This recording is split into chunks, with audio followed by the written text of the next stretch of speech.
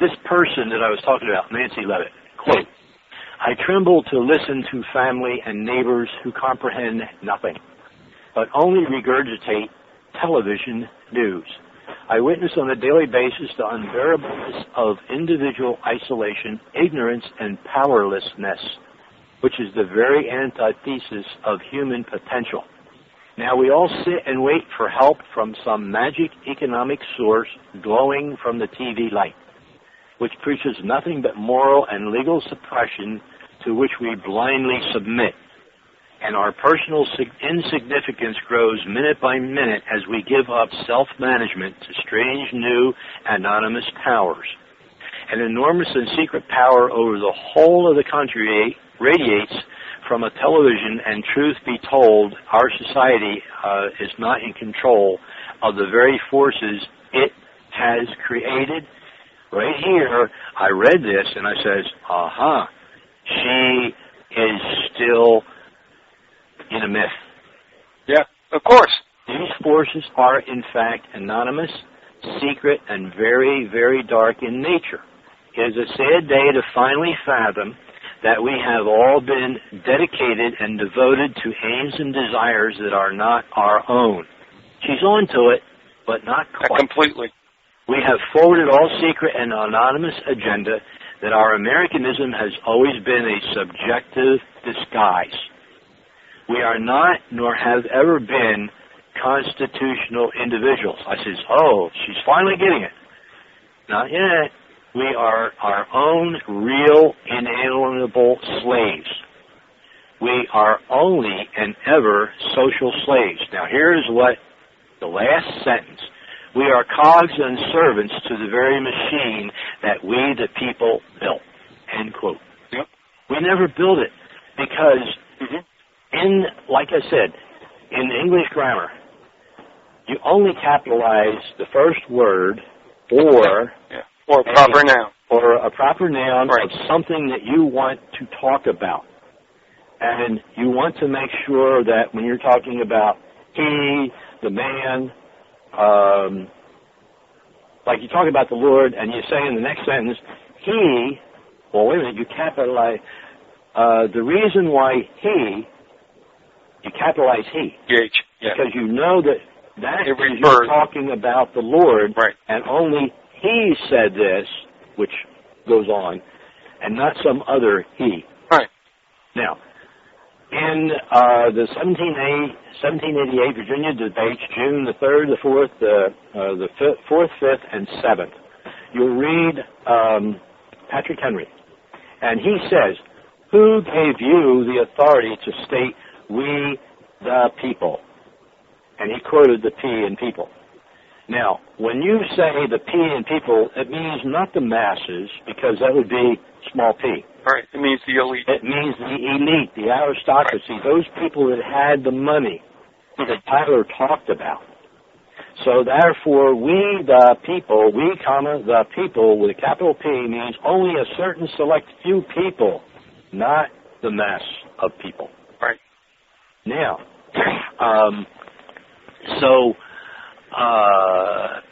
that's why her last sentence, she still believes in the myth.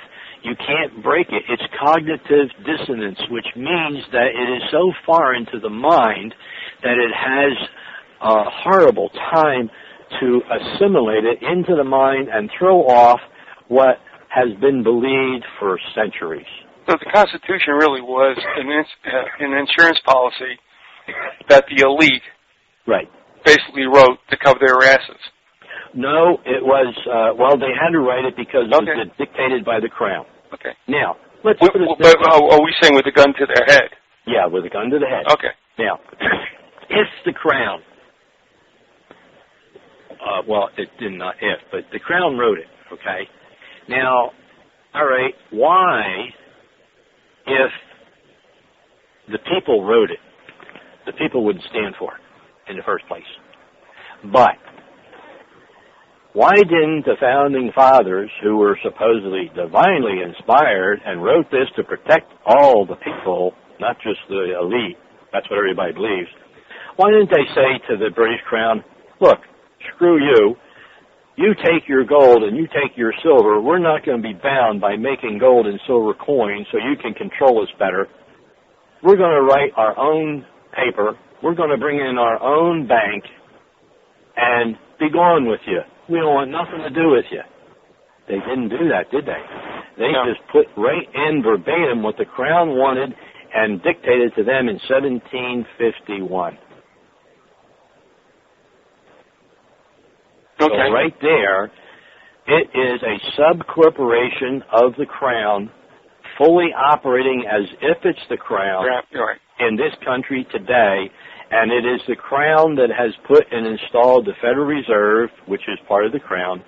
They were part of the first bank, part of the second bank, and in the Wildcat strikes and everything on all the banks in 1835 to 1841 before Tyler took over, and he was a Whig, and he was against the bank, the National Bank, because he said it would cause so much problems, which it did, that they eliminated the first sub-treasury of the United States that was ever put into place by the president before him, and that became null and void until 1846 when they lost the office, and they reinstituted the sub-treasury, and it dealt in total specie, which meant gold and silver, to back whatever they put in paper in U.S. notes.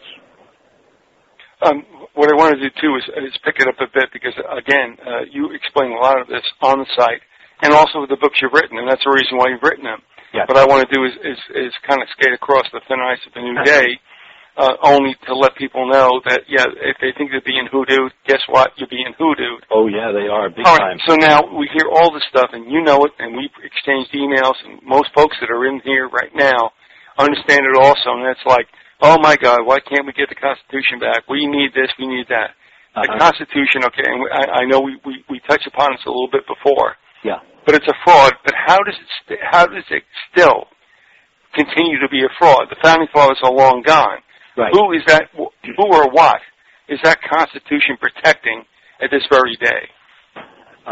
Those in power and the banking cartel, because did any of those in the bailout and Wall Street and all the banking and Freddie Mae and all them, were they ever prosecuted? No. No. Well, there's your protection right there. But I mean, are we looking at the Constitution as it was with the Founding Fathers, giving them protection against, basically the masses? Are we looking at those same protections for those idiots, who are presiding in Congress? Yeah, because they could care less about us. Remember, they are representing not the people.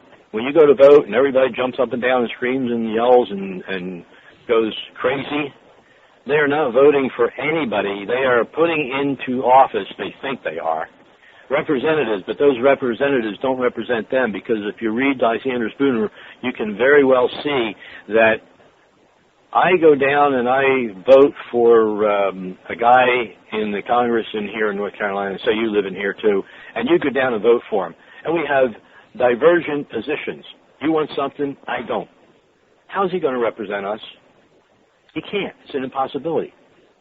Well, it would mean, okay. He represents the corporation because he is installed as a corporate officer, the board of directors. But I mean, in the perfect world, he would fathom what his constituency wants. And they would tell him what they want. Yes. And he would go back and represent them, but it doesn't work like that. No, it don't work like that. Because the corporations have hooked these guys, and they're all prostitutes. Yes, they are. Now, here's one thing that I'm going to read you right from The Jurisdiction and the Choice of Law. This is by Robertson on Admiralty. And this book is not put in print. It was printed, and immediately after it was printed, it was banned. They could not print the book anymore. In the first place, Congress did not, in the Judiciary Act of 1789, create special courts such as admiralty or bankruptcy courts, with a jurisdiction limited to such matters. The admiralty jurisdiction was vested in the federal district courts. Still, by far, the most important jurisdiction vested in those courts was the admiralty and maritime jurisdiction, and speaking colloquially, they were our admiralty courts. The federal district court were, in this sense, separate courts of admiralty and later of bankruptcy until 1911 when the circuit courts and district courts were merged. Now, why did they have, in 1789, to bring in the admiralty jurisdiction? Well, how is the Crown going to control everything over here if it isn't under admiralty jurisdiction? They can't. It's an impossibility. So you're saying that the federal courts are all under admiralty? Oh, all of them, yes. Any argument that cases of admiralty and maritime jurisdiction constitute a specialized subject appropriate for determination of a separate and expert tribunal is drastically weakened by the presence of the right on the part of the plaintiffs in almost all such cases to pursue the course of action at their option in state courts or in federal diversity courts. Do you know that federal diversity courts that you can only use in federal diversity state law? He puts it right in here. All right. In state law. You must use the Federal Rules of Civil Procedure in 1966, unified all laws under Federal Rules of Civil Procedure, and will furnish the necessary impetus for such rethinking of the problem. Are you saying then that state courts operate under federal law? Yes, they do. They're all federal territories. The maritime claimant nowadays file a civil action in the civil court. Federal court. All right, let me ask you this, too, because we throw a lot of things around, and let's clarify it right now. We talk about courts being equity courts. We talk about it being admiralty. We talk about maritime. What's the difference, if there's anything? And let's clarify that right now, because it does get a little bit foggy. A little touchy, yeah. They're all the same. Okay? The body of this principle, that's under the Unification Act of 1966. They merged everything all together. Admiralty rules, federal rules of civil procedure, everything. All right, where is that to be found? Title 28. And where would that be, in U.S. codes? Or? Yeah, that's the very beginning. Read the very beginning opening pages, the introductory, as you would say, okay, in Title 28. Everything there is admiralty, maritime jurisdiction. Everything. All right, so what should people ask for if they're looking for what you're imparting to us right now? Okay, what it is they can go to Colby, Admiralty Unification, 54 GEO LJ, 1258 of 1966. Oh, inside what volumes? U.S. codes? No, that's you can get that in the library. I don't think you can get it on the internet. All right, you might be able to find where the book is, but you can get that. But under what title would that be? I mean, 28. So all Title 28. All of Title 28 is all the federal rules of civil procedure for admiralty, equity, contract, you name it. It's right there in Title. All right, but if somebody goes into the library and wants to check that out, what do they ask for? Benedict on admiralty. Okay. Colby on admiralty, unification, because you won't get this book because it's banned from Robertson, who is a university. Right, so it's not going to be U.S. codes or anything like that? No, it will be, because you've got to see how the U.S. code. Oh, go on ATG Press. Okay. And go into Admiralty, and I have listed every Admiralty rule and where it lies in Title 28 under a different code section. All right. In other words, it'll take Admiralty Rule 30, and it'll be applied to Federal Rules of Civil Procedure, Section 14. I'm just off the top of my head thinking of that. But the reason I'm saying this is because at least if you get people going in that direction, yeah. then, they can't turn around and say, okay, this is just hoodoo. The thing is, go take a look yourself. If you're that concerned, go do it, as I did and others have. Yes. But, I mean, they've got to take a look and say, look, you're not the one who has concocted this stuff. You're a conduit through which information passes, and it's going to be all lost in time. Right.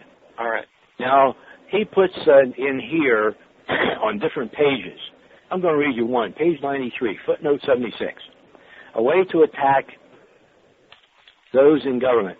The terms of their master's contract, assuming you use the argument of the people of America, which is the Constitution and laws thereof, we have a personam action that are bound by the Constitution by oath. They are, not you.